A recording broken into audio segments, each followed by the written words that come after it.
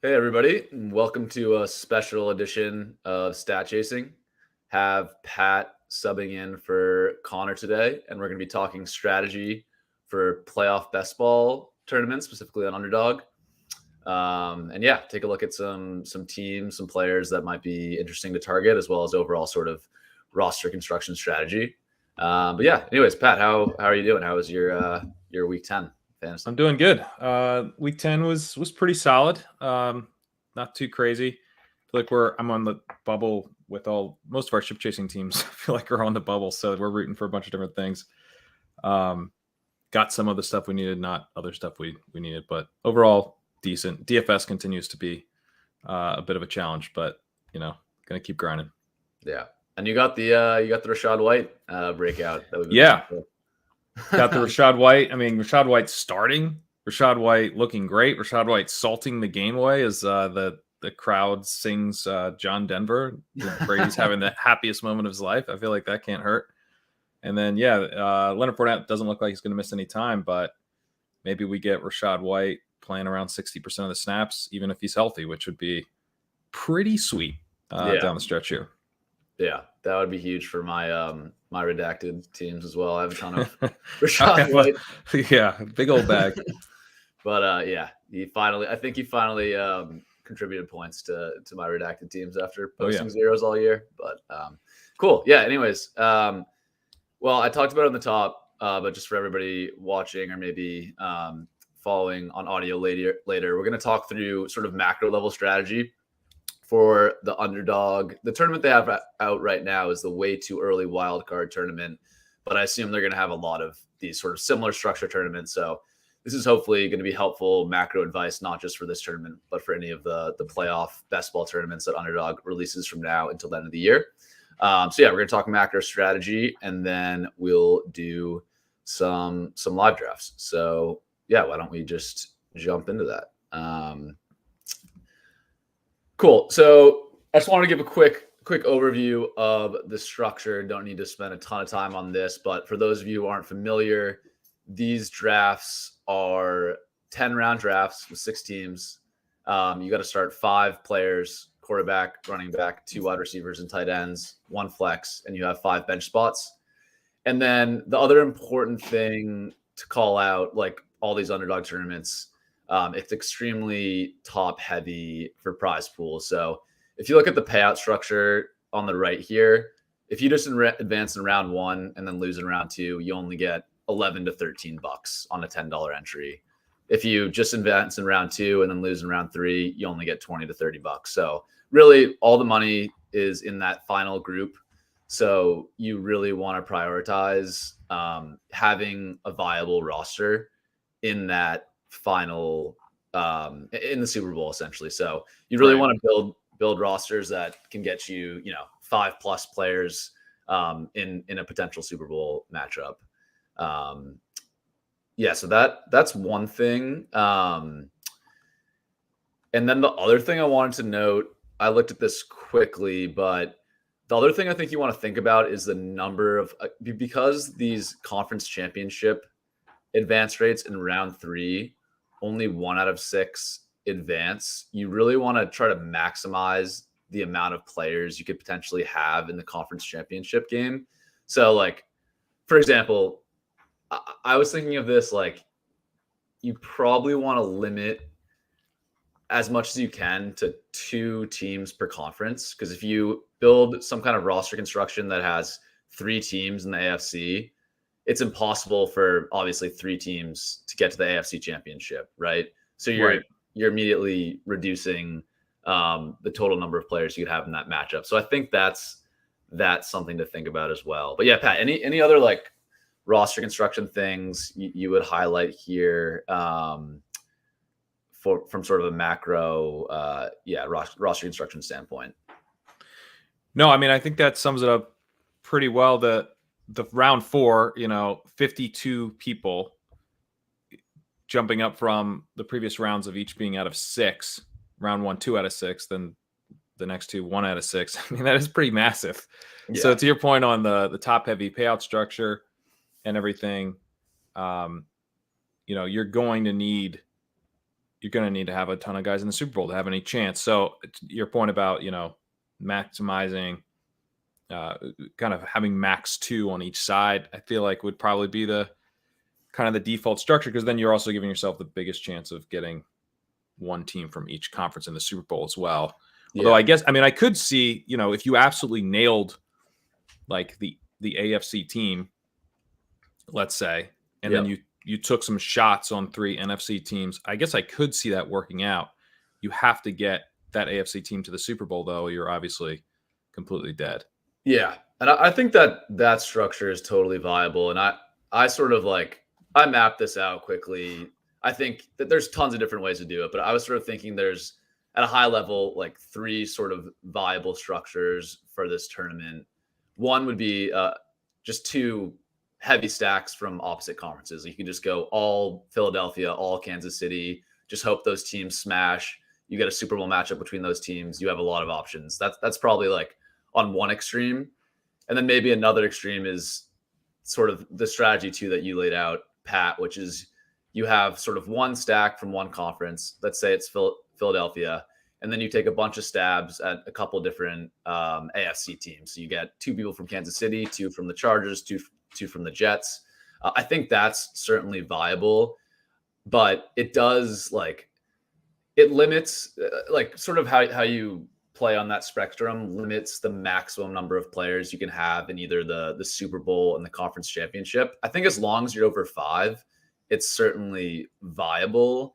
But you do want to think about, if you only have 6 players in the Super Bowl, or maybe only 5 players, those players are probably going to be very highly owned across other teams in the final field. So I do think you want to think about, okay, you don't just want to get the Super Bowl with a 5-person viable roster. You probably want to get a little bit more to give yourself some uniqueness edge in the playoffs. But I don't know. That's just, and you're starting 5 players in your lineup. So you want to be able to field a full lineup, and it would be nice to be able to have some options of, if someone has a dud, that's okay for your team, because you actually have some guys on your bench. How much do you think that heavy stack option? Yeah.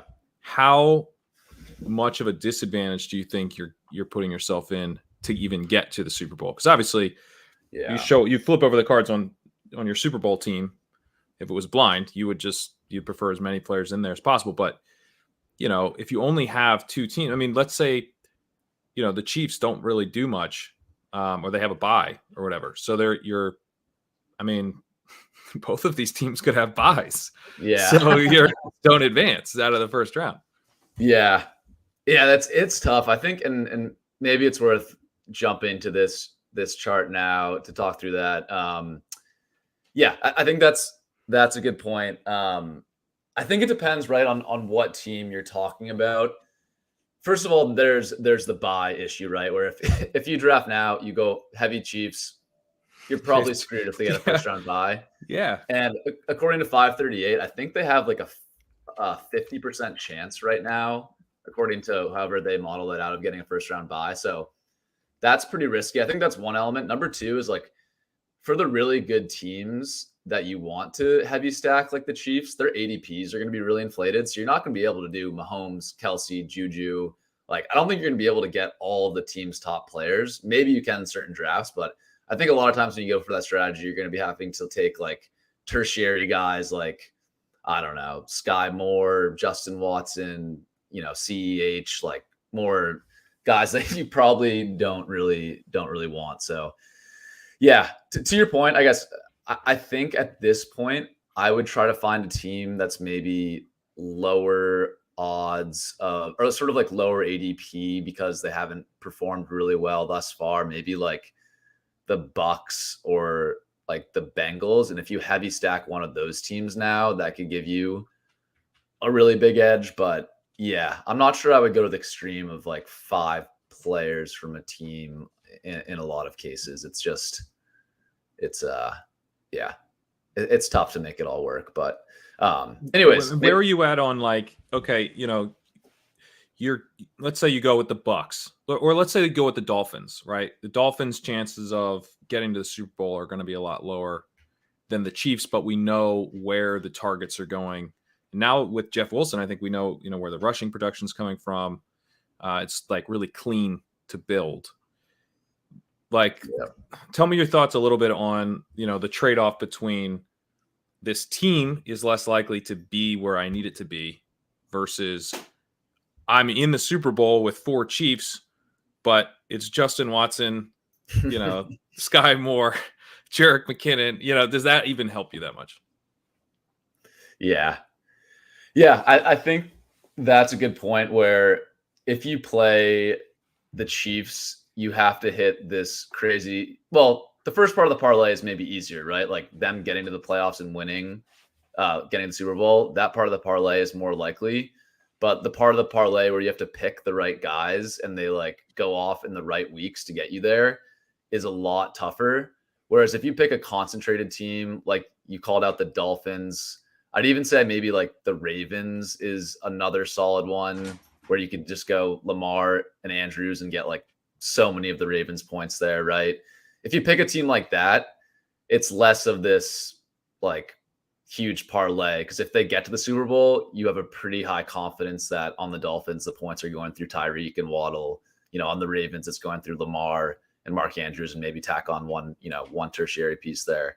So yeah, I think offensive concentration is a really, really big thing to hit on here, which I think the Chiefs, I think that really negatively impacts the Chiefs compared to other teams where it's such a guessing game. Well, Lamar and Andrews and maybe the Chiefs, although I think Tony's actually pretty interesting. But definitely Lamar and Andrews. Like, I think I'd feel okay if I was in the Super Bowl with a Lamar Andrews skinny stack and then I had a bunch of the NFC side of that. Like maybe, and I guess maybe you'd have to pick your NFC team and then build a couple AFC skinny stacks or something. Or they maybe wouldn't all be like quarterback to wide receiver, but maybe you have, a couple wide receivers or running back wide receiver combo, something like that. Yeah. Yeah. And another thing, getting back to the roster construction point, I think especially this early in the year, I think going 2 quarterbacks is an okay way to do it just because of the uncertainty around the bye week stuff.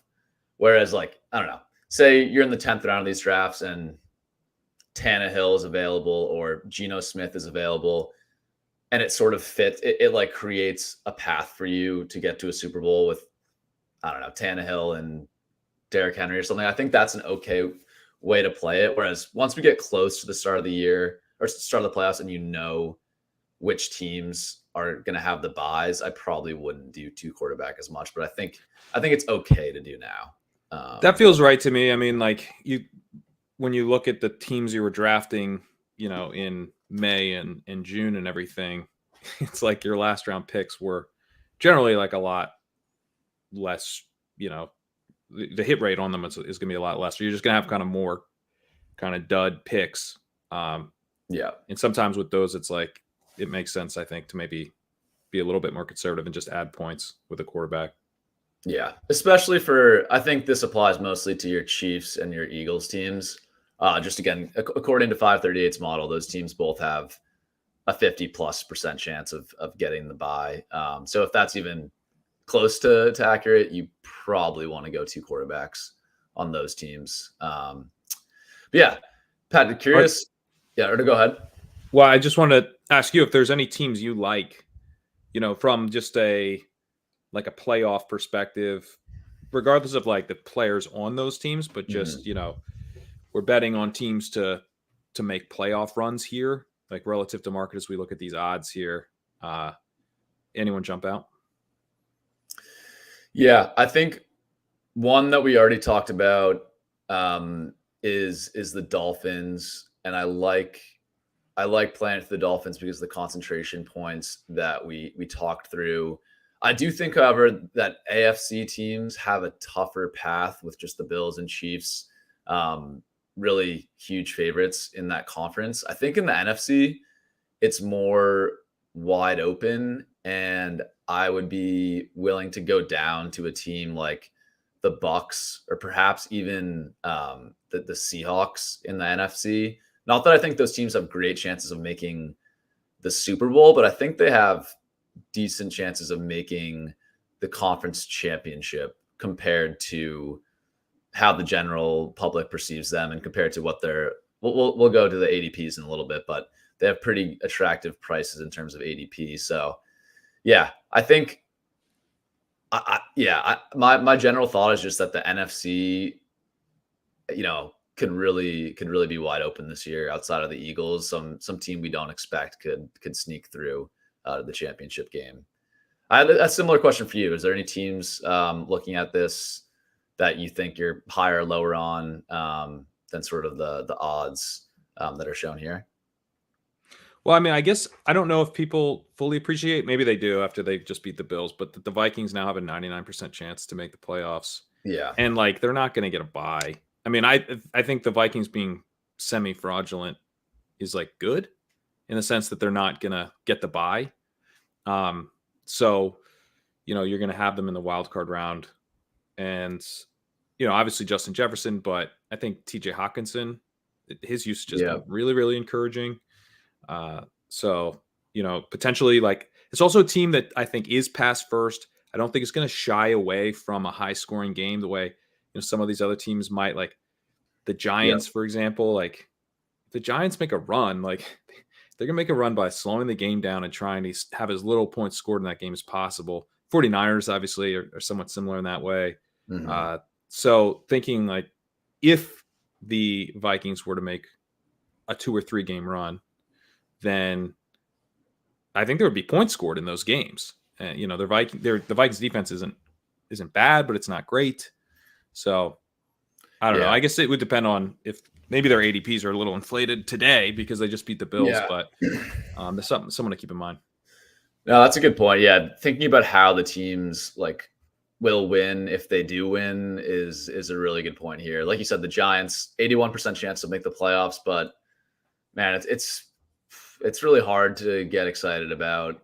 I don't know. I think in the playoffs, like quarterback play really, really matters even more so during the regular season. And, I definitely see why the Giants have a good chance of making the playoffs. But if they do win, it's probably going to be Saquon Barkley racking up some fantasy points and then like no one else. So you could have a world where you stack up the Giants, they win a gross game, but you don't even get the fantasy points you need to move on. Right. So I think that's a good. They're also going to be probably on the road, right?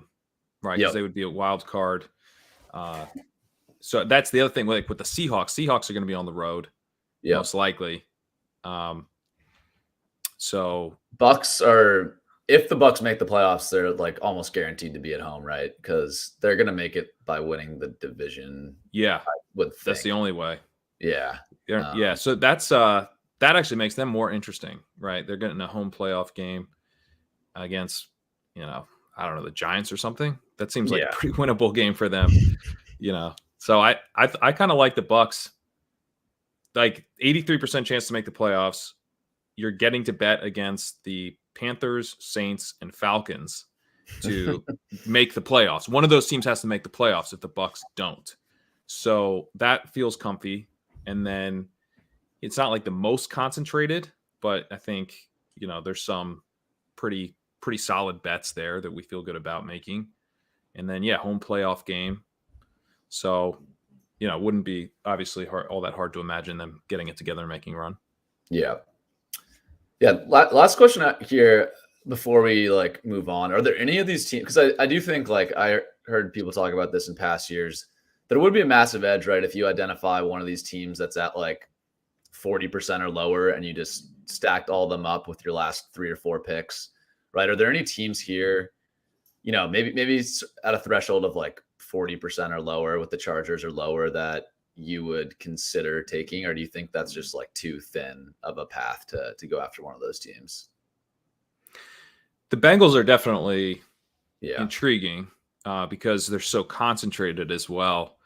So, like if the Bengals not just like make a run in the playoffs, but they're able to make the playoffs, it probably means we're getting a return from Jamar Chase in time for it to count. T. Higgins having a really nice stretch run. So, you know, maybe Joe Mixon continuing to smash. So yeah, I think you just feel good about that stack in terms of it actually putting up points.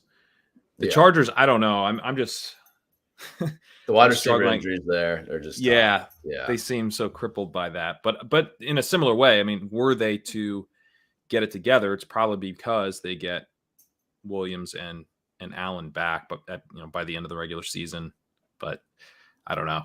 I don't really feel like that's going to happen. So yeah, but those would be the two. yeah, Because you can tell yourself a story. yeah.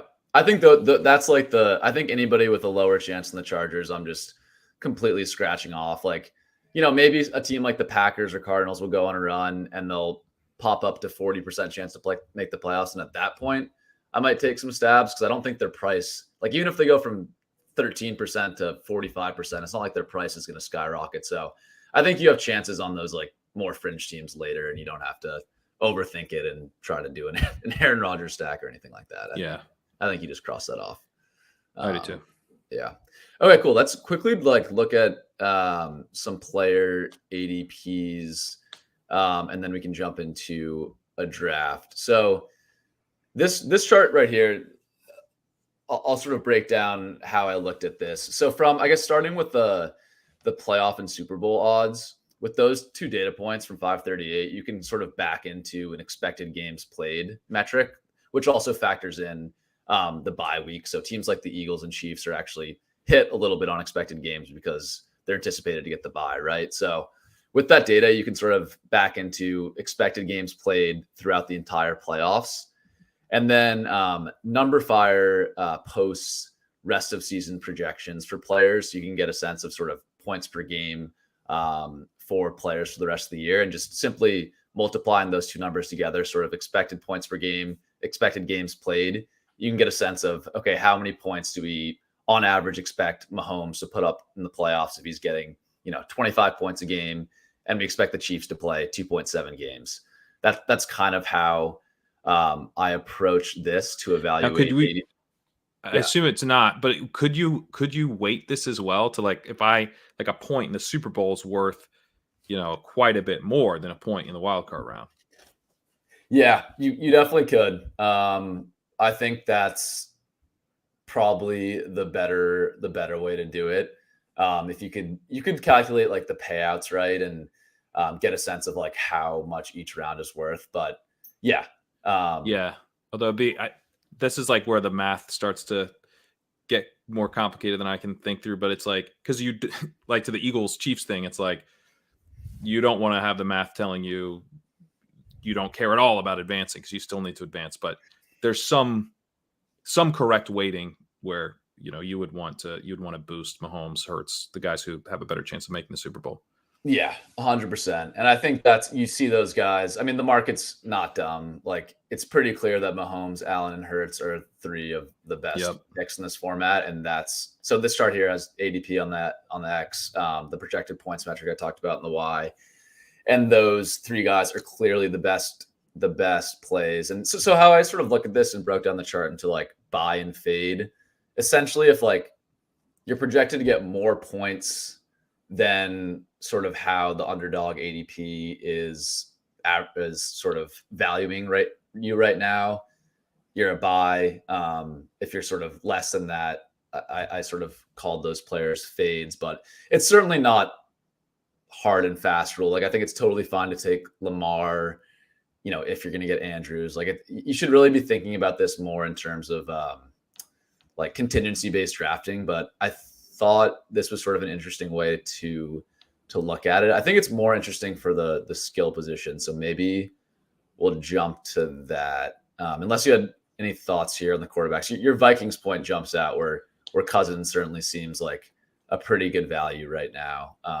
Just based on really the only value of like not the dart throws. I guess Cousins and Brady would be the two guys who, because Brady I don't think is like a true dart throw. Like, he's making the playoffs, he's getting a home game. The other thing we should say about the Vikings is they will also get a home game. They're going to win their division. So, right? Is the new playoff format messing with me here? No, they'll be. Yeah, they'll get a home game and they'll host one of the 2 wild cards. Yeah. Right. Yeah. That's right. Yeah. So yeah, I kind of like Cousins. Doesn't feel good, but like you're betting on the Vikings to make a run in the playoffs. So that's not insane. They just beat the Bills. No, not insane at all. Yeah, I like that pick. And then I think, yeah, like of these dart throw guys, I think Gino and Tannehill are maybe the ones that I'm okay with. If I take Allen or Mahomes or Hurts, I might take one of those quarterbacks. Specifically for Hurts and Mahomes, I might take one of those guys just to protect myself against the first round bye. But it's not. I'm not really building around the Seahawks or Titans probably, but yeah. Gino seems decent. Like he's got a little bit of a ceiling. You know, if you think about it, it's kind of like a streamer for free at the end. I think he makes sense. Tannehill's tough. We just have Daniel Jones. I mean, Daniel Jones has a very strong chance of making the playoffs. So as a first round bye fill in, I think he'd be fine too. Yeah, I like the Gino one because I think I mentioned before, but I think you can go like DK, Gino, Lockett as like a couple of your last picks, and if they just make if they win the divisional, win the wild card game and have a big game in the divisional round, like that's pretty good value. If you stacked up an AFC team that you think is going to make it far, and you can do that without Gino too, just the wide receivers. But I think the Seahawks are somewhat interesting there. But yeah, let's look at running back quickly and wide receiver. So same concept here. I think that running back has a lot more potentially interesting guys. The two that jumped out to me were Rachaad White, who doesn't really pop in this chart because fix your projections. Yeah, Number Fire, I don't think updated their projections, but that one, he should be, his ADP is like 60, and the Bucs are probably going to make the playoffs. So that one seems definitely wrong. Love that one. Yeah. Pacheco, I also liked a lot too. Pacheco seems great. Jeff Wilson seems great. Jeff Wilson, really good. I think Pollard is pretty solid too. Cowboys are going to make the playoffs. I mean, my main takeaway from this chart is just running back gets thin pretty quickly. There's not a lot. That's funny. That was not my takeaway. I was like, but I can get Rachaad White, Pacheco. Ramondre isn't that appealing because I guess you're getting the kind of a road playoff game or nothing. Yeah, so forget Ramondre. But I guess a better way to phrase it is like there's just not many elite. Like, I guess I'm just so used to fantasy, like, first 2 rounds, 12 running backs are taken. And these drafters are just like the RB5, doesn't go until pick 25 or whatever, which makes sense given how so many of the best teams don't have like super relevant. Yeah, that's too early. I think, like, to me, this whole thing's a dead zone. Like Henry, McCaffrey, Cook are like the 3 running backs that aren't what I would consider kind of dead zone profiles. Pollard would certainly not be in the dead zone if he was, actually going to be the lead running back if Zeke were to miss. But Zeke, I mean, we don't expect that. So, he's it's like a kind of a similar value to what he was in the preseason, maybe a little higher, just because we know they're willing to lean on him. But Miles Sanders, I mean, even though he's exceeded expectations, like, I don't know, it feels like kind of like a 5th, 6th round type of value. Yeah. You know what I mean? In I'm thinking back to kind of preseason valuation. Yeah. McCaffrey, Henry, Cook are like the only early round guys. But that, if there's not that many of them, then you're not fading that many of them. And so, like, if you want to go, like, you go down to Mixon, Mixon getting him really late. If you get the Bengals making the playoffs, that would be a pretty massive boost because he's one of the few early round guys. You're getting him for free. But then, like, maybe these ADPs are already correcting in a massive way, but Pacheco, Jeff Wilson, Rachaad White are the 3 that are just like incorrect right now based on what we just got.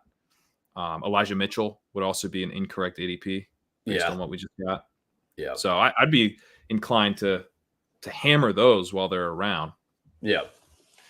Yeah. And we're probably just telling everybody in our draft room our favorite picks right before we draft. Our favorite late round picks, which is the most tilting way to get sniped. Yeah, that's the best way to draft is just tell everybody what you're gonna do. But no, I totally agree. I also think like maybe more under the radar, like if you're gonna build a Raven stack, you can get Dobbins, Edwards, Drake for free, and like that feels gross. But as a last round pick with a team that has decent odds of making a run, I think those guys are all fine. It's obviously just like who knows which guy is going to be healthy and playing in the playoffs for the Ravens, but one of those guys could be solid. I like that. Yeah. Ken Walker also seems like a pretty strong pick. He's going to be in the playoffs, right? I mean, what did they have, like an 84% chance or something? Yeah. They'll make it as a wild card. So, maybe the Seahawks won't be establishing or whatever, but he's a big play guy, and they're using him more in the receiving game. So I don't even know if you care, if they, maybe them on the road is what you want.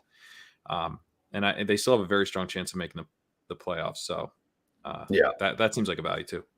Yeah, I like that one too. So yeah, maybe overall takeaway running backs, a lot of pretty good values. I think you can wait, and a lot of the really good teams too. Like if you do the Chiefs, you have some options. Pacheco or McKinnon. If you do the Bills, you can tack on Cook or Hines really late.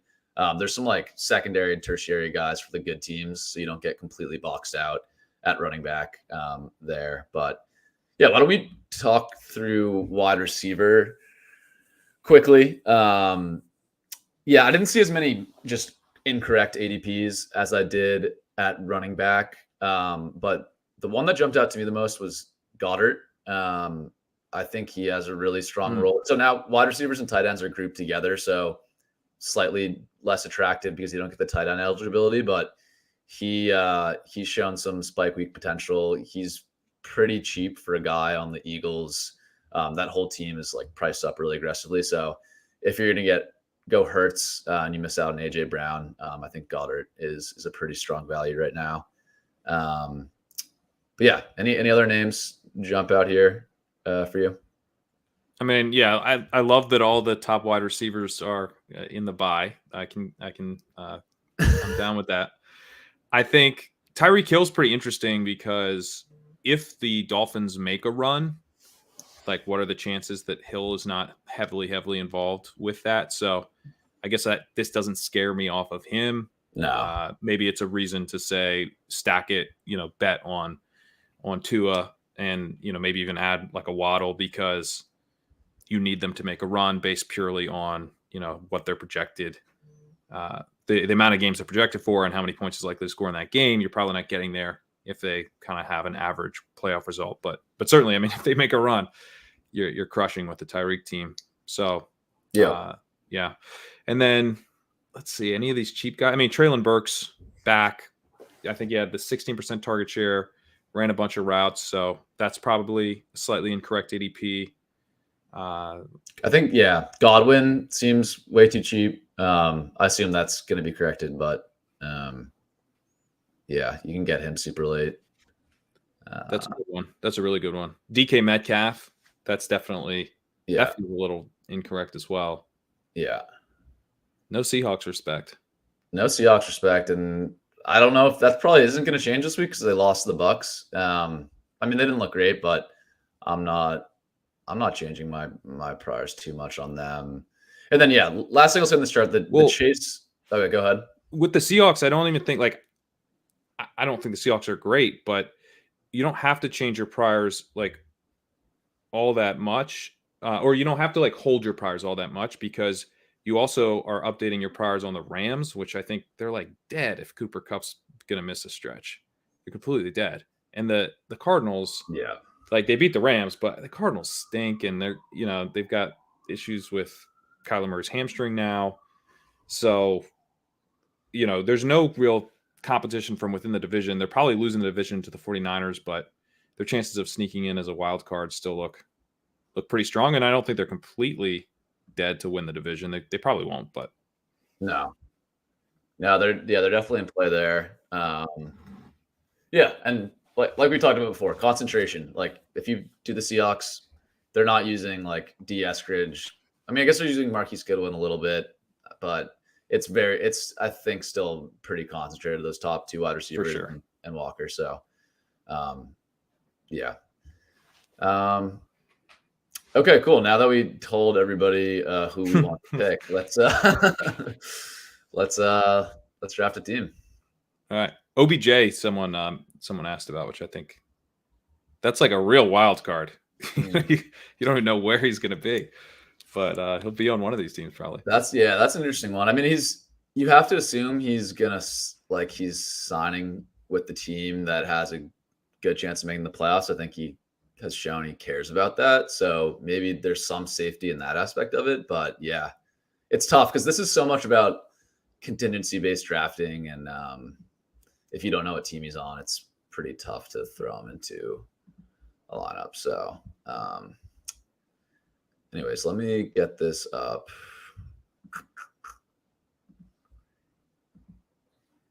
Are you, as you're pulling this up, do you have a read on the KC running back situation for the playoffs? Some McKinnon love in the chat. Yeah, I would. It seems like Pacheco is going to be the guy that gets a lot of the early down work, but McKinnon is still, I think, has the edge in snaps. And also just what we saw last year in the playoffs, where even when CEH was healthy, they went to McKinnon pretty heavily in the playoffs. I almost wonder if they're just kind of saving McKinnon right now and they have plans for heavier usage for him in the playoffs. So I think I would have the slight edge to McKinnon over Pacheco, just buying into that a little bit. But yeah, I don't know. Maybe it's kind of nuanced. Like I think I'd rather have Pacheco in my regular season fantasy drafts for the rest of the year, but I think I give the slight edge to McKinnon once the playoffs start. Yeah, what do you think? I think McKinnon. Pacheco jumped out to me on the chart there, but I think that's just because of last week's usage. As I think through like the types of scripts that they might be in the playoffs, and we know the AFC is really tough. You know, it's not like if they were in the NFC, I think maybe Pacheco would be more interesting. Like they're just going to kind of be better than their competition. And maybe I was too critical of Miles Sanders. If you think of the way the Eagles could potentially like roll through the NFC and lean on the running game, but I don't know that that's how the Chiefs are going to get to the Super Bowl. So, you know, like we saw them even against the Titans, just throwing. If they're in that type of script, it's going to be McKinnon. Yeah, I feel the same way. And McKinnon last week got 8 targets. Pacheco, it's funny, Pacheco and him ran the same amount of routes, but Pacheco had 0 targets on 16 routes. McKinnon had 8 on 18. So I don't know. I think like McKinnon is the only one in the backfield who's going to be kind of designed plays in the passing game. And I think, I don't know, just an eye test thing. When you watch him run, I think he still has a lot of juice left. Yeah, he looks good. So yeah, that would be my take there. But yeah, I guess Tony is a guy that we mentioned, but in the chart, I don't think he showed up because Number Fire probably wasn't projecting Tony for much before last week. But that's a super interesting one too, where before the ADP corrects, he would be a guy that I'm hoping to get. I think I would be drafting Tony on every Chief stack right now because I do think whether or not he hits, he's going to be more expensive. Yeah, as this moves on, I feel pretty confident about that he'll either not be drafted at all because there'll be some kind of hamstring thing again or whatever. But I think more likely than not is that he'll be considerably more expensive than he is today. Yeah. I mean, his target per route run, super high. I think like even when Juju's back, I mean, it's the same story I was painting for Sky Moore. That didn't happen. But I am not impressed with their wide receivers. You know, Juju's had some efficiency in terms of yards per target this year, but I don't think he's looked that great. And no. Tony's already flashed, you know, and we know what he can do with his athleticism. So, I mean, if he's going to be kind of like a tack on late round guy that I can add to Mahomes stuff like that seems like a smash. Yeah. He just seems like he had a couple really funny plays last week. The first one were on the touchdown where I think he was sort of like poking fun at the Giants with like faking a hamstring injury on the celebration, which was funny. And then on that second play where he went up and mossed a couple receivers, you could see him like adjusting his gloves before he went up to grab the ball. Like I don't know. If his head's right and he gets the snaps, like I think he's just kind of a freak and is gonna. He is, smash. yeah, and God, it's all blending together. I'm sorry for whichever one of our Roto World team pointed this out on our recap podcast last night, but making the point that they have been trying to find a way to punish defenses for letting them have underneath stuff. And Tony, I think, can really punish defenses in a way that like Juju isn't going to as consistently. And he can also, he can be used in a variety of ways. It's not just underneath stuff, but his ability to get open quickly on the outside. He doesn't have to be in the slot. He can play out of the slot, but doesn't have to play out of there. Move him around the formation. You can use him on some rushing stuff. But just getting the ball in his hands quickly and then, yards after catch, kind of explosion in the intermediate area and in the shallow area. It's kind of perfect for what the Chiefs like need to add to their offense. And particularly if you have him on the outside, you got Kelsey over the middle, the MVS field stretching element. Hardman maybe is a field stretcher when he's back. It all just kind of, I think it just adds more to their offense. And it's not like he's going to completely replace Juju or Hardman or whatever. There'll still be some rotation, but he's the one guy who's really flashed in a major way in terms of targets per route run. So when he is out there, I think, they're going to have stuff for him and he can get open quickly and he'll get targets. Yeah. He also did get 2 carries last week, which I thought was interesting. I don't have the snaps on how many snaps he lined up out of the backfield for, or if they were end around or whatever they were. But I do think that is interesting.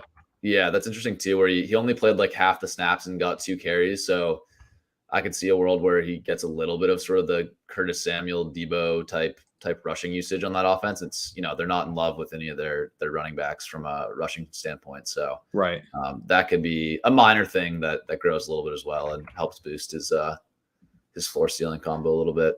Some of that was because Mecole Hardman was out last week, but that's mostly Tyreek stuff that Hardman's filling in for. So it's not like he's got, a total lock on that role.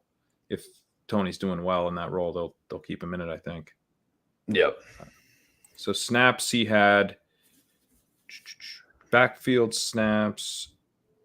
This has none. Okay, so maybe they could have been end around. I think it was an end around. Yeah. Okay. Got it. But either way, I mean, I think it's still a signal they're designing just short area carries, targets to him. He'll get. He played out wide on 20 snaps last week with 8 in the slot. So I think that's bullish. I think for Tony, and that's always been kind of. I've compared him to Deontay Johnson. He's like a more explosive Deontay Johnson. He gets open really quickly, but he does it on the outside, and he has a shallow ADOT. So you kind of assume he's a slot guy, but he's kind of been like a half slot guy, and he's certainly capable on the outside. Interesting. Cool.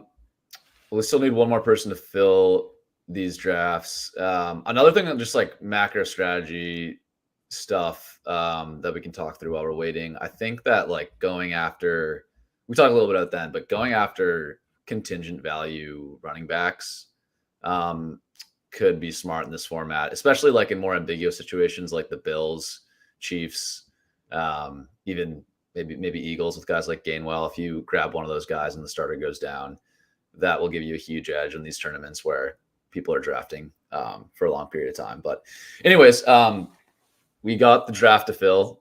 I see Chris G is in here. We have pick 3. So we will have our choice of one of the top 3 quarterbacks if that's how we want to play it. I think that, this will be interesting. I haven't actually done any of these live yet. So I haven't thought critically about Hurts versus. I think I would, if Mahomes and Allen get taken, it doesn't really make sense to go Diggs or Kelsey with the first pick. I mean, I guess you could, but I think I'd be inclined to go with the quarterback here. I think so. Yeah. Yeah. Yeah, that's my lean. It's tough to give Mahomes up. first. Yeah. Now, do you think that so he went Allen? So yeah, I'm down for Hurts here. Yeah, we can put Hurts in the queue. But yeah, I was going to ask if the recent slide for the Bills actually makes Allen more valuable, because I don't think they're any. Obviously, the chances of making the Super Bowl are now lower. Yeah, but they're still I am not worried about the quality of the team, in terms of their chances. It's just that they're not going to get the bye and they're going to have to win one more game. Yeah, but that one more game helps you. Yeah, I think I'm with you there. That I don't think people are going to be scared off the Bills after one game. I hope so, but yeah, I don't think like ideally you actually probably want the 2 seed over the 1 seed in this format. So that's what I'm saying. Yeah. If they can Allen, that line, yeah. Should Allen be the 101 now because he's not getting the bye? You know what I mean? Yeah. Yeah. I don't know if that's correct or not, but it's something it's kind of one of the fun elements of this tournament. Yeah. And it's just something we're this far out. It's there's so many things that are going to happen between now and then that I'm not sure how useful it is to try to guess that. But if we're a week away from the season and one team is more likely to not get the bye but still guaranteed to make the playoffs, I would just lean towards whatever that team is. And right now you would say it's the Bills instead of the Chiefs. So yeah. Okay, this is interesting. So going pretty according to ADP, McCaffrey, Diggs, Jefferson. My thought is there's one obvious pick for here. Sure. Pick for us here, right? But if we don't get that, I do think we probably want to go with an AFC team to start building out the opposite side of the stack. I agree. Yeah. So we'll see. Couple good options here, I think. Yeah, there's an AFC team I like a lot. Yeah. With this. But yeah, we're looking at a pretty obvious. I don't think we're giving away our position too much. Yeah, I mean, yeah. All right, so AJ Brown goes. So I'm kind of inclined to go Tyreek, which is the guy by ADP, but we're fading Josh Allen and Mahomes. We want a big advantage from Jalen Hurts, who I wonder if later in the tournament, if one of these quarterbacks might slip a little bit as we start to feel more and more confident. Yeah, skill players. I don't know. I feel good about Tyreek here. I would somewhat consider Miles Sanders, because I do think having the quarterback running back stack and take care of sort of both your onesies in this format is kind of attractive. So you don't have to get it right as to what AFC running back makes a Super Bowl, but we might be able to still get Sanders. Oh no, you just want. Yeah, that's it. That was a good thought. But no, I think you play the ADP game and try to get both. Devonta goes. Interesting. Well, that's annoying. That's annoying. This is where we might want to think about Goddard, just because if we lose out on Goddard. What about Waddle? Yeah. Just make a big bet on the Dolphins. Yeah. Because I do wonder if you have Tyreek and Waddle, and you have you show up with Hurts and some ancillary Eagles, and that's the Super Bowl, you might be all right. Yep. I think I like that, and I think there's a decent chance we can get both these guys, so we might as well play the ADP game. I'm just saying if there's anyone else would consider, and I don't think so. We can get running backs later, I think. I think Waddle makes sense here, and hope we can get both. We'll see. Yeah, I mean, I'd love to get Goddard too.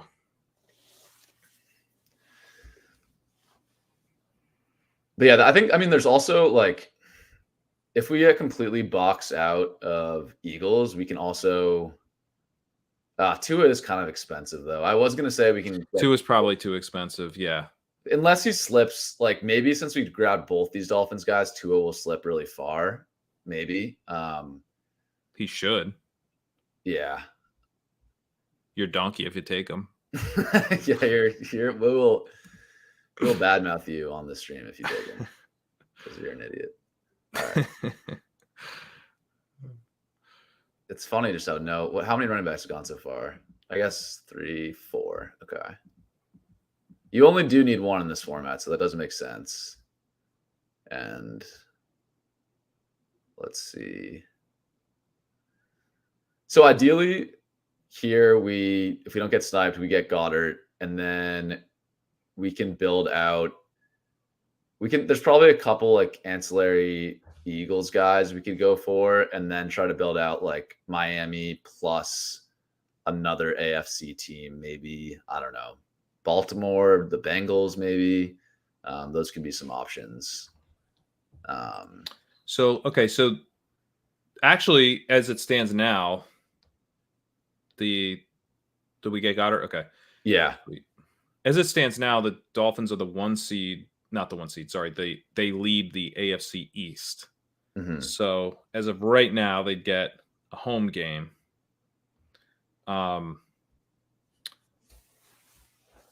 And so yeah, are you trying to think through like we don't want whoever to plays the Dolphins to like play them early in the playoffs? Yeah, I'm trying to think kind of like the seed, like who makes sense to kind of pair with the yeah. Yeah, that's tough for projecting. They would be you said they'd be the 3 seed right now, so they'd be playing a wild card. I guess one of the second worst wild card team. I don't know. It's It's tough potentially playing they'd be playing this they could be playing the worst wild card team depending on how it goes. Yeah. So I guess Baltimore would be Andrews went, so maybe scratch that off. Scratch Baltimore, Andrews. Yeah. I think. What about the Chiefs? Could we do? Is there enough juice to the Chiefs, or is it just too? Let's see. I mean, we could go Tony and try to get Pacheco later. I'll add Tony. I think it'd be the best pick if we did go with the Chief right now. Yeah, I don't hate it. We could go with. They might play. We could do Tua, I guess. Although I don't. How bad is that? What about Chase? Yeah, I'm good with that. Okay. All right. I think that's okay because, we can get. Yeah, let's do a Chase Mixon. Yeah, that's what I'm thinking. And then we can add like a Gainwell. Yeah, something like that as an ancillary piece to the Eagle stack. I guess we've got it, so we have something there. I think now that we're at this point, I think we can kind of toss out. I mean, number one, I don't think this ADP is very good. Like CH at 34 as a guy who gets like 2% of the snaps now is pretty bad. We should take Tony out now, right? Yeah, we should take Tony out. I think we do want. I mean, people are Mixon watching for sure. They can snipe us if they want, but I think that's the pick. And then maybe we think about who else on Philly. Gainwell would probably be the Quez. Just to get some running. Like if the Eagles advance far, we just want to have paths to getting like 5 running back points in a week. Like that can actually help. You know what I mean? So like I think Gainwell is actually pretty important in this build. Do you think Quez is viable? Is like just a long play bet? I think it's viable. I think. Let's see. Yeah, it depends. Like which, I guess Cincinnati and Miami guys are going to be available at the end. Like I'd rather. If like Jeff Wilson was available, I'd probably just go with that, right? But we'll see. Yeah, Jeff Wilson would be good. I think it's like skinny stacking Hurts with just one pass catcher is fine. Just because of his rushing can really be what separates him. Hopefully this guy doesn't snipe us on Mixon. Come on, man. Don't do it. Mixon sucks. The least efficient running back in the league. I mean, all right, cool. We got Mixon. Yeah, I think Mixon is clearly the pick here. We're betting on the Bengals already with Chase. That could be, if they can just win one game in the playoffs with those two, that's going to be really good at those ADPs. Yep. And then I think the next guy I would take is Tua. Yeah. At this point, I mean, 7th round. Because we want a second quarterback anyways, right? Because the Eagles are going to get the bye most likely. Yeah. I think I'm with you there. I think if we miss out on him, it's salvageable just with like Brady, Geno, or Burrow. Yeah. I think we would just tack on Burrow. We'd probably maybe go another round before that. Yeah, the thing is, we do have like, do we want to wait on Tua just because we have the Burrow out, right? Like, this team fails if the Bengals don't make the playoffs already. So, do we want to play it a little riskier? And let's see. I'm trying to think who would the skill position player be? If there's a skill position player to make a case for, I'm down. If it's just to do it, I'd rather just take Tua because we have such a clean double with Tua. We could get T would be the one I would make the case for. But yeah, that's a tough one. Let's do T. Let's do T, and then we'll take Tua or Burrow at the next selection. Yep, I think that makes sense. Okay, so we have 3 picks left. I think Tua got sniped. Tua goes. Okay. That's okay. That's okay. And worst case, we're more on the Bengals now than the Dolphins. So yeah, that's fine. Which I think when you think about these playoff teams that have low odds of making the playoffs, but if they make it, they have good Super Bowl odds. I think the Bengals are a decent one there, where we've seen this offense get hot. They're almost the only one. Yeah, because we talked about the Chargers. I mean, I guess if everybody got healthy, you'd feel confident, but they just haven't looked right all season. The Bengals have looked awesome when they had Chase. Yeah, and even when they haven't had him, they've flashed. Yep. If Burrow gets sniped, there's one guy I would make the case for, but I think we're going to get him unless this guy takes 3 quarterbacks.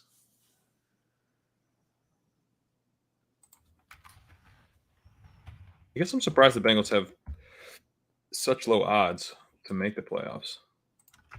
Yeah, I think it's just because you got so many weird AFC teams with good records, like the Jets and the Patriots, and I think it's just a mathematical thing where there's a bunch of teams that could end up with a good record. But yeah, I was surprised by that too. Burrow's clearly the pick here, right? Yeah, clearly, yeah. Okay. All right. I have one guy that I really want. If I'm hesitant to put him in the queue right now. Yeah, you might as well save it though. Yeah. But I think we have options. Pacheco is a good pick at this point. That's not who I was thinking of. Gino. Come on, Chris. Okay, I was thinking Jeff Wilson is the pick here. Oh, yeah. That's a great pick. Yeah. Yeah, I think I'm trying to think through. So we have 2 picks left. I think we definitely want at least one more running back, maybe 2. I think we want Jeff Wilson here. Yeah. Yeah. Jeff Wilson's an awesome pick. Yeah, that's such a smash. I mean, I think he doubled up Mostert in snaps. It wasn't even very close this week. Yeah, I think he more than doubled him up. He was slightly ahead of 60 or right at 60 maybe, and Mostert had, I think, 28%. Yeah. So 42 snaps for Wilson, 19 for Mostert. So he more than doubled him up. Yep. Okay, Rachaad White. That's a good pick there. Yeah, you can really running back. The fact that guys like Pollard are still available. Fournette, even in a 50-50 split, the fact that he's still available this late, you can really just find running backs for free.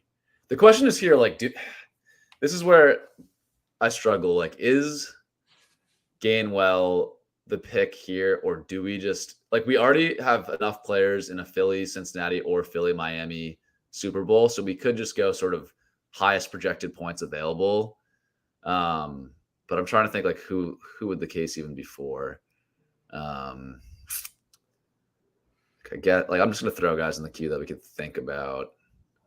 And where do we need the points? I guess running back. Yeah. Because I I think I would just go Gainwell. think I'd go Gainwell too. Yeah. 'Cause Yeah, I'm fine. I think that's fine. Like if there was someone like Pollard went 3 picks before, if Pollard was still available there, I'd probably just say like fuck it to the structure of this team. Like we already have our bases covered. Let's just like take a guy who can get us through a round. But I think there was no like clearly high projected, high likelihood of making playoffs player. Yeah, no one's available. making the playoffs there. Yeah. Man, those are addicting. I got time to do another. I don't know. I could do one more. Yeah. Okay, cool. Let's do it. But yeah, let's actually maybe quickly look at that team. Now, what would it be? Best ball. Where did they put these again? Is it live or results? All right. Anyways, let's draft a team. I can figure this out later.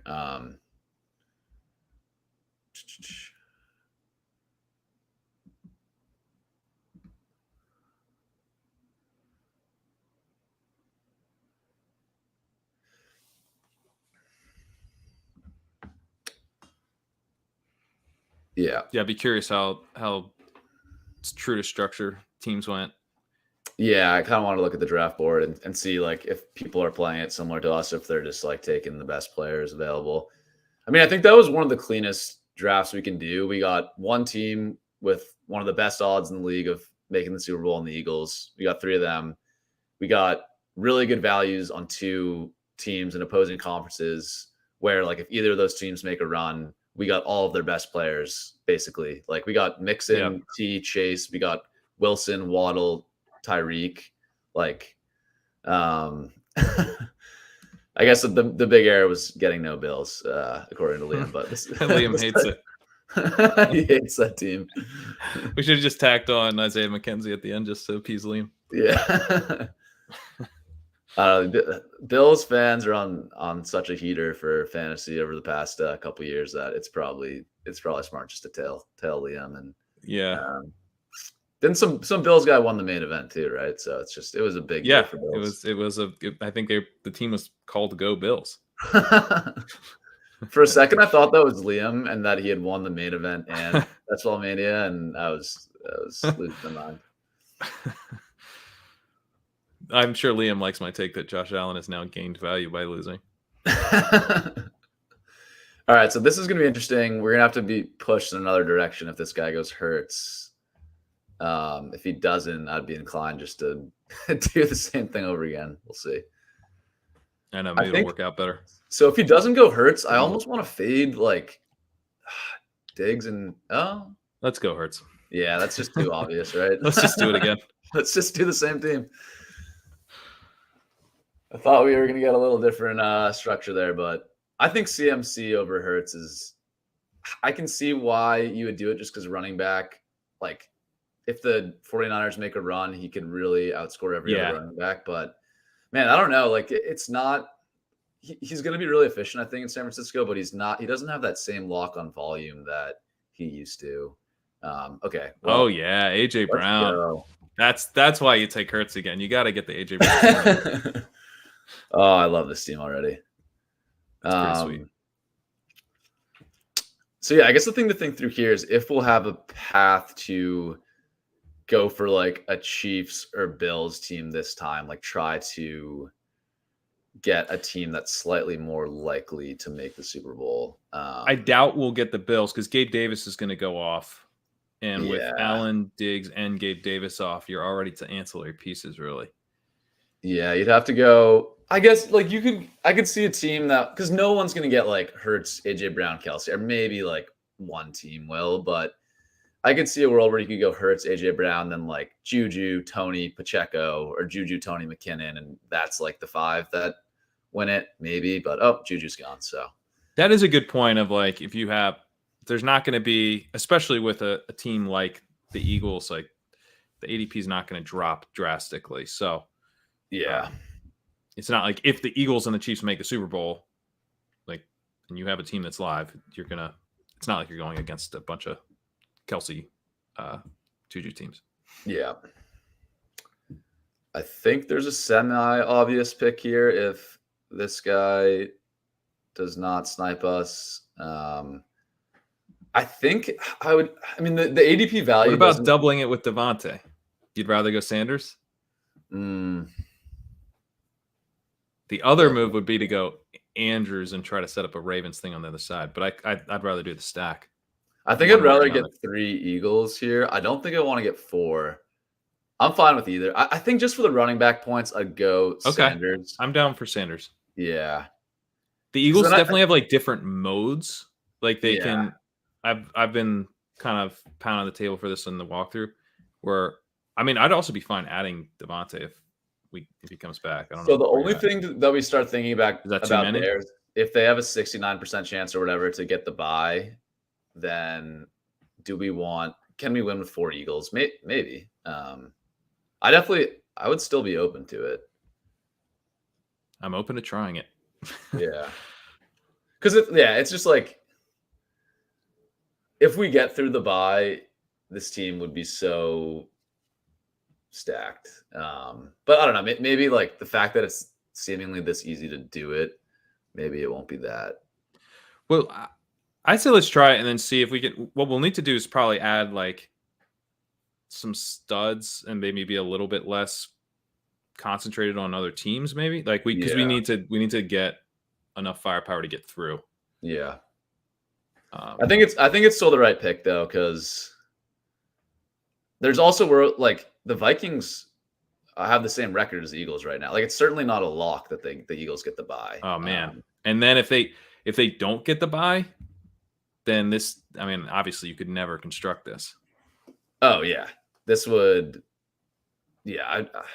So yeah, just that they don't get the bye equity, I think makes it. Maybe it'd be too thin if we knew for sure they had the bye, but God damn it, it's just too fun. Yeah, it's just such a a lizard brain thing too, where you just see all the players in the same team, and you're like, let's take Goddard, let's keep it going. At this point, not like. I think we have the stuff now, but it's. But it is lizard brain. I'm going to do this, and then I will tell you afterwards why it was smart. Yeah. So yeah, we probably want to build out the AFC team. Lamar would be okay. I think we ideally want a skill position guy. Mm-hmm. Man, it's thin. The AFC got snapped up. Wow, there's like CH. No, McKenzie feels like we've kind of already lost out on Buffalo. Yeah. I don't know about that. I guess Mixon seems okay. T. Higgins, like we can do the Cincinnati thing again. I'm trying to think if there's another team. Man, the AFC. Now we can try to do the Jeff Wilson thing later as well. Yeah. Yep. And that might be one where it's like maybe our AFC stuff's a little spread out. Yeah. We could also do like a Dobbins or a if we wanted to go Lamar here. I mean. Yep. I think Lamar here is okay. I mean, Pacheco is. I think we can get him later, though. I'd be inclined just to do we know we need a second quarterback. It doesn't feel like amazing that we take 2 quarterbacks in the first 5 picks, but just given the fact that there's so many ADP values late, I think it's okay.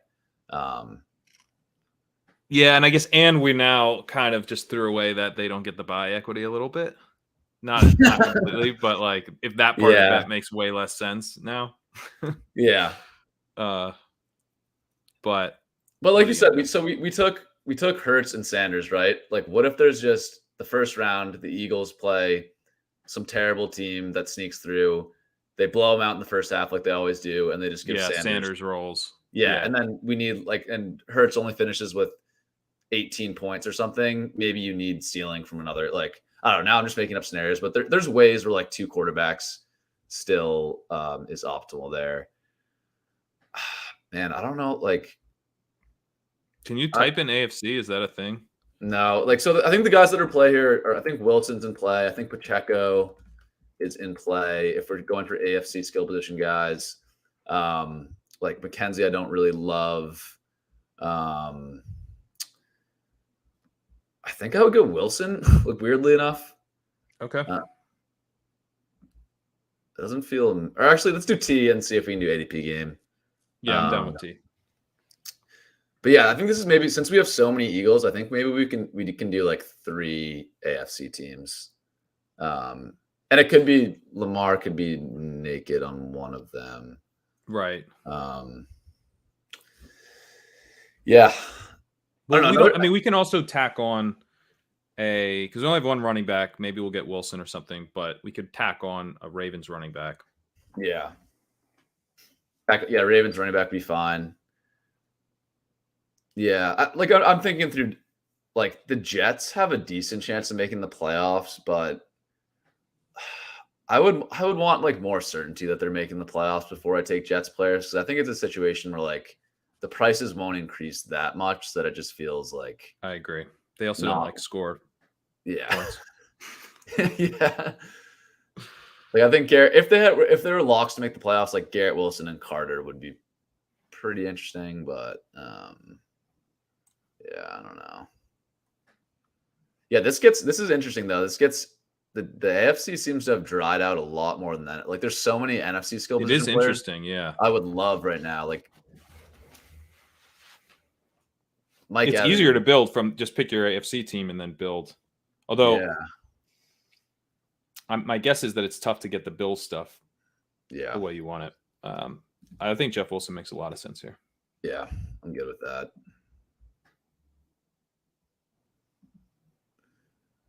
Because yeah, we have having 4 Eagles players, like we can get away with just one player coming back. Like I don't think that's ideal. I think from how we talked about it earlier, I do think you want like 6 players in the Super Bowl just from like a uniqueness perspective, but it's not like it's still fine, I think, to do it this way. How many more rounds do we have? We have 3. Yeah, okay. So Miami is pretty dry. I'm just going to start putting in players from the teams we've already taken, so we can take a look.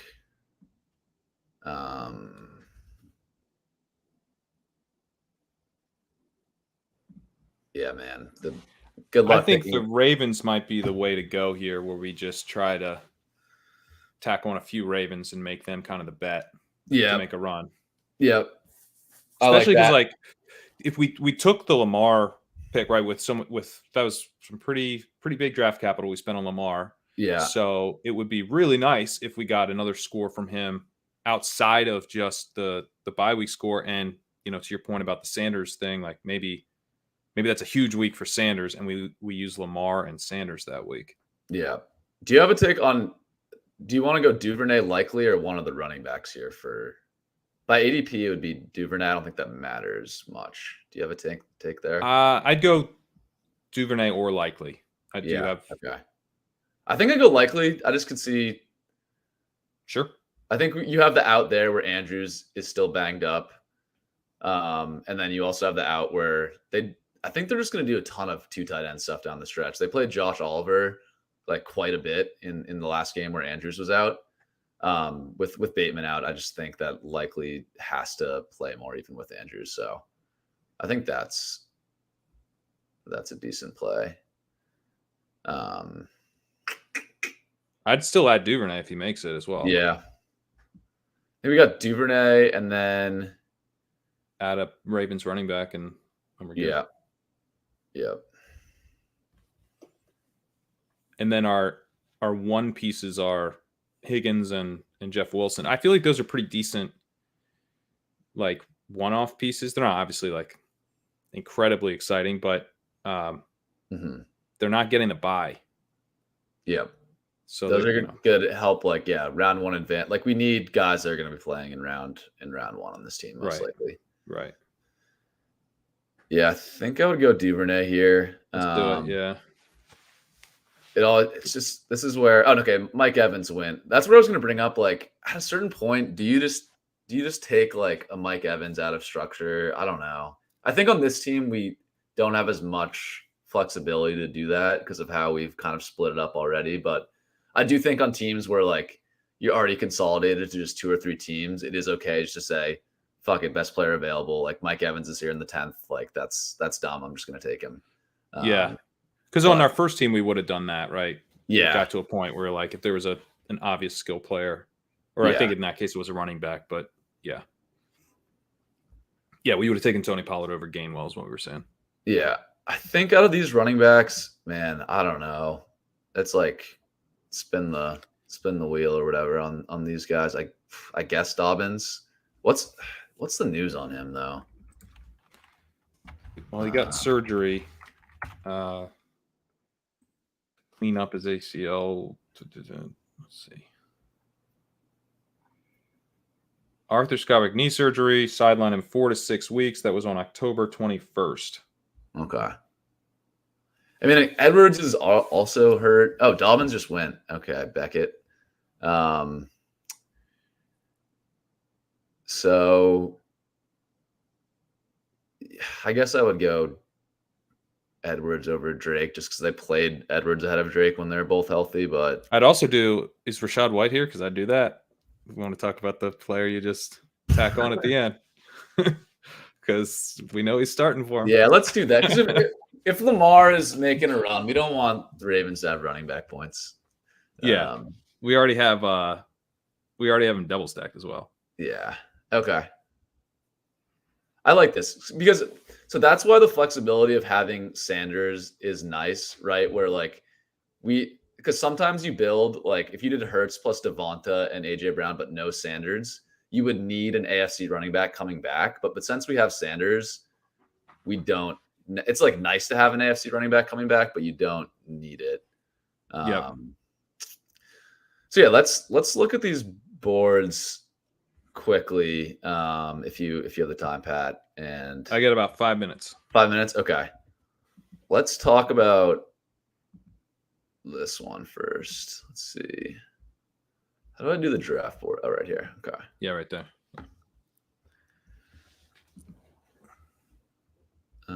There's a way for me to share the full. I guess it doesn't really matter. We can just look at it. Well, you had it before, right? Oh, sorry. Oh yeah, there you go. Okay. Cool. So the first team has a lot of KC. He's got Mahomes with Tony, MVS, Pacheco, Hardman, and then he's got 2 key Philly pieces coming back. So I like that team. He did Geno for the late, which we haven't done yet, where you wait. Actually, I guess we did wait pretty late on the Burrow pick. Yeah. Did he didn't add another Seattle person, but I think that's fine. Assuming the Chiefs get the bye. I think Geno's a good last round pick. And he did, because he took so many KC, like 1, 2, 3, 4, 5, that opens up a lot of, like he could be okay with a Minnesota Super Bowl. He could be okay with the Eagles KC Super Bowl. That one's pretty good.